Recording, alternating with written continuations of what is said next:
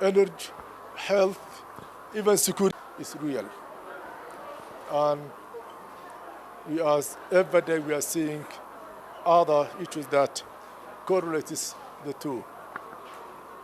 And because of that, IGAD member states endorsed IGAD climate security mechanism, which is coordinated by IGAD. The recent study that we made, which focuses on Ethiopia, Kenya, and Somalia, we realized that climate-related shocks affect communal security. The conflict increases as climate-related extreme weather events are increasing.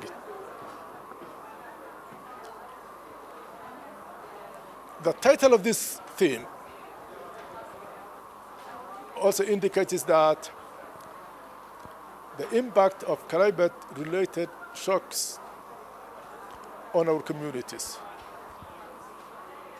It shows that the first victim of climate shocks are our communities. Whoever proposed that title should be rewarded, really. Whoever was that. The title from the ground up. Scaling up that's very important. Therefore, I know our principals have a tight schedule. I should not keep you here unnecessarily. So let me conclude. We, IGAD, acknowledges the role of Kenyan government and Kenyan people. Even if you look at our staff, the role of Kenyan is really commendable, and we appreciate. You are leading the region.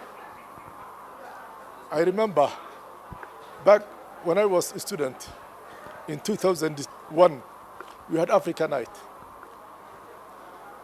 Our slogan as Ethiopians was, we run and Kenyans follow. But unfortunately, the next night, the marathon in Canada, Kenyans defeated us. So let me say now, Kenyans are leading and we Ethiopians are following. So with this, let me conclude. We really appreciate your role. And I hope, I say this repeatedly, whenever you get good things, you demand more of that. Kenyans, we need more of your support. Thank you. Thank you very much. May I also acknowledge that Dr. Engineer Ngeno did visit ICPAC and was the first. So, Director, you can sit here.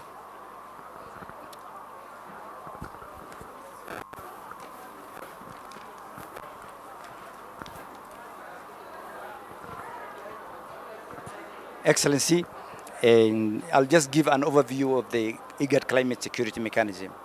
The IGAD climate security mechanism is an establishment of the IGAD's head of states and government, and it was established to help member states anticipate, prevent, and mitigate the outset of climate-induced conflict and displacement through strengthening the shared understanding of climate change, peace, and security, improving coordination on climate change, peace, and security, promoting a common regional position on climate, peace, and security, and identifying international law principles and developing a regional framework on climate change, peace, and security, as well as increasing access to finance and capacity building to address climate change, peace, and security. These were the core mandate given to us by the heads of states. So before the head of states endorsed the establishment, our experts from the region, when I say the region, I mean the member states and IGAD, have identified the pathways of climate security. And they have identified the following. One is the threat of climate change on food and water security, climate-induced mobility, historical grievances and cultural practices, governance and fragility, maritime security, and rise of armed groups like Al-Shabaab, and how they can exploit climate shocks in terms of recruiting in their ranks. So we have recognized the wicked nature of climate change and how it plays. Some people may worry, what's the Ministry of Interior got to do with climate change? But you're saying when we tried to recruit the focal persons from the member states, we had a problem because climate security is cross-cutting. So, Excellency, I would like to tell you that we were able to draw the focal persons from the Ministries of Environment, Interior, Defense, and Foreign. For climate diplomacy and finance, you need Ministry of Foreign Affairs. For internal security, you need the Ministry of Internal Security. For climate science, you need the Ministry of Environment. And the defense, it has also an effect on it. So the focal persons for this mechanism are drawn from the 4 ministries of each of the member states. We were able to train the focal persons, and now we are the best in Africa, the best rec in Africa in terms of institutionalization of the system. And so when the focal persons met, they gave us the guiding principles, which will come. Everything I'm saying here will touch on the Kenyan Climate Chiefs Initiative. And I will be able to address that. One is to offer technical support. The other is to have multidisciplinary, multi-institutional approaches to risk analysis, prevention, and management, data gathering, capacity building, and response.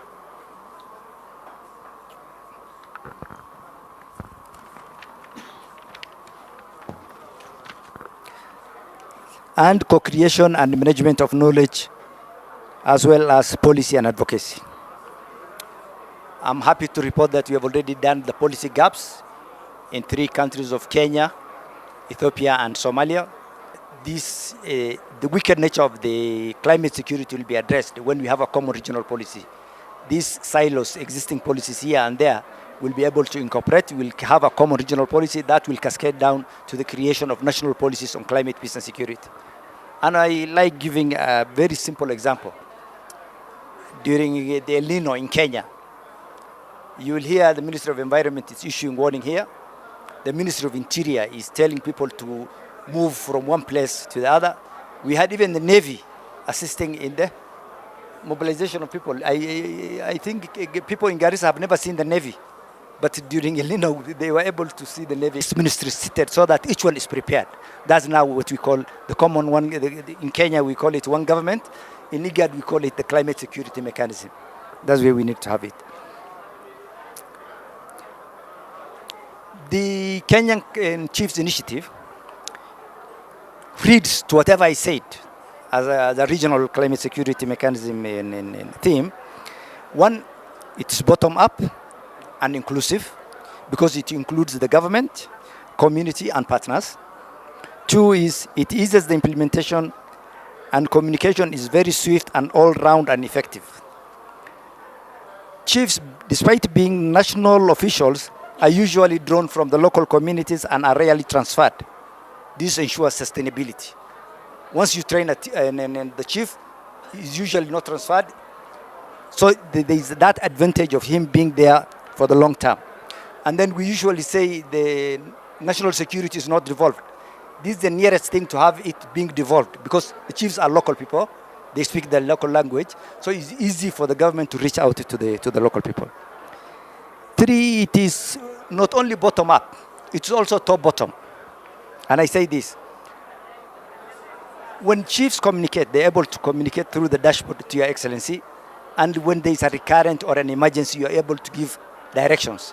So it is bottom up as well as top bottom. So, and in Kenya, we call chiefs disciplined officers. So for them, taking instructions is very easy. I said it's useful all round from early warning. If you have, Director Fidar, when you're giving early warning, last time PS was there, I said it is Safaricom Plus.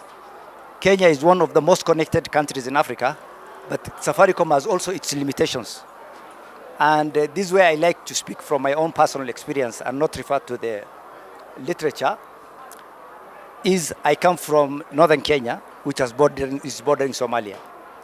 When we say all round, when you give early warning, when you want vaccination for livestock, when there is outbreak of disease, even murders and people cross borders, Safaricom cannot reach, the police cannot reach, but the chief, through the clan system, knows who has crossed, and he can solve those crimes through the traditional conflict resolution mechanisms and within the barriers of the Constitution, the walls of the four walls of the Constitution. So it is an all-round. If you are giving early warning, if you want conflict resolution, if you want to control migration patterns, or if you want to ease and you want coordination between two counties and whatever's, if you would want to do the tree planting and afforestation, if you want to control deforestation, if you want to do rent management, the only way, especially in pastoral communities, the nearest person from the national government who has got relationship with those clan elders, and I repeat this, even when they cross borders, he has got that relationship. So that's why I called Safaricom Plus, because he can reach the government message where Safaricom cannot even do. However good the apps you create are, people don't use those phones and they even cross borders, but the chief has got a way of communicating. However good the apps you create are, people don't use.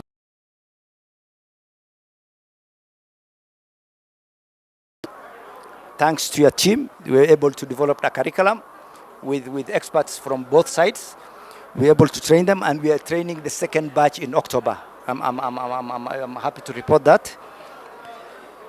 And this capacity building, I can assure you, Excellency, we will see through to the 4,000 chiefs. And we are planning to have it regionally, all the regional provinces. We are going to be seeing through it. So I would say chiefs are an all-round. Growing up, I remember they were the judges in resolving conflicts, they were the police in enforcing, they were vet officers, they were health officers, they used to give warning. So this initiative can accommodate everybody, whether you are giving early warning, whether you are fighting conflict, whether you are solving this initiative, and Excellency, I can report that with confidence. This is an activity that we are taking as a best practice, and we are replicating it to other countries in the region. And I am also happy to report that yesterday, the Ministers of Environment of Kenya, Somalia, and Ethiopia have endorsed the establishment of such a mechanism, and through the Horn of Africa initiative, and we will be working on it immediately we go back to Nairobi. Thank you very much. So I'm still the moderator.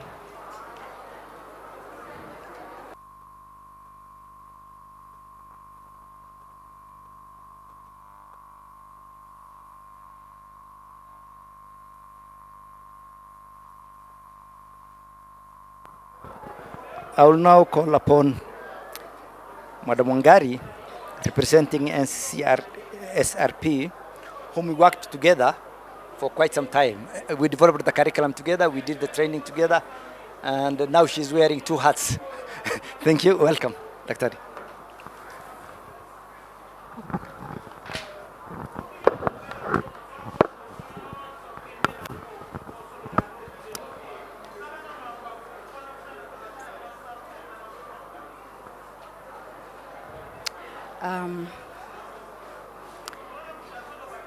Dr. Raymond Ombolo, the Principal Secretary, State Department for Internal Security and National Administration.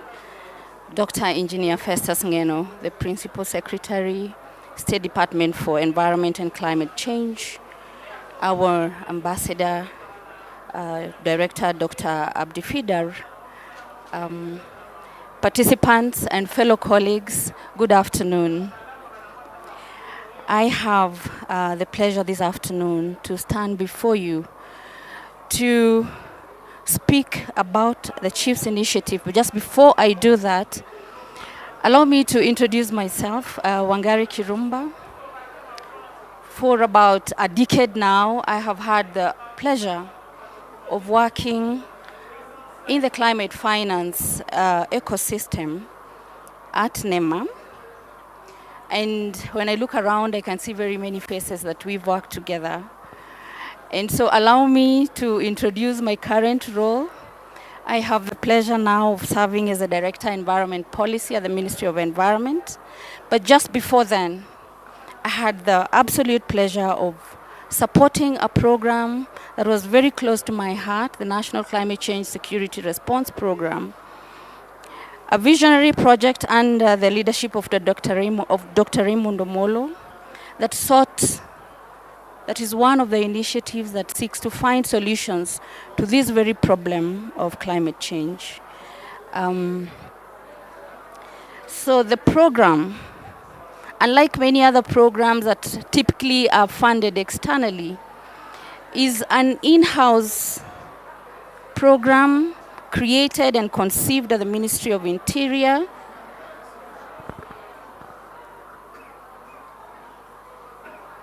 as a vehicle to support the climate action in the country, specifically in response to the call by the President to plant the 15 or to grow the 15 billion trees. And within the role of that ministry, it was a vehicle to provide support and provide coordination for that exercise. And I'll just spend some 5 more minutes to speak to the program itself. So the first objective of this program is to build capacity for the chiefs, as already shared with you, so that the chief, as we know him, we typically or conventionally know the chief as a peace builder, as an administrator, but to be able to invite him to be an active participant, and not just an active participant, but a champion, as someone who would begin to drive climate action, is to then build capacity to this chief. And so the first workflow that this program has been undertaking is to build capacity of the chiefs. Imagine the Kenyan chief who will no longer read the signs, can read through the climate information services that we have in the country, and be able to forestall comes in and somebody to support the process, but unite people. And on an aspect of that program is what you can see there, and is what we are showcasing this afternoon as a government, which is the Chief Climate Action Day. The inspiration, first of all, the Abaraza, what the community members, and undertake tree planting activity. There are about 4,000 chiefs in our country, and within what they have agreed to do is to do a minimum just 250 trees per chief per location. And you can do a quick mathematics. But that model, that activity, and that's what we are showcasing here, it has no comparison for scale, for cost, and for sustainability. The third floor is what we call the reporting. They have an internal reporting system, and I am also aware they actively and very sustainably report to the Jazamiti app. It's being done by the chiefs silently past about 11 months. And this is data directly from them that is compiled at the headquarters. And if you see, the first Chief Climate Action Day happened last year. If you follow through, you can see they have an average of about 600,000 in their own initiative work. So that, first of all, we should communicate to the villagers, because we have the forum here, a self-driven forum. So I invite all of us to just appreciate the potential impact that we can have using this platform. The other workflow that the chiefs are undertaking, and I'll soon be finishing,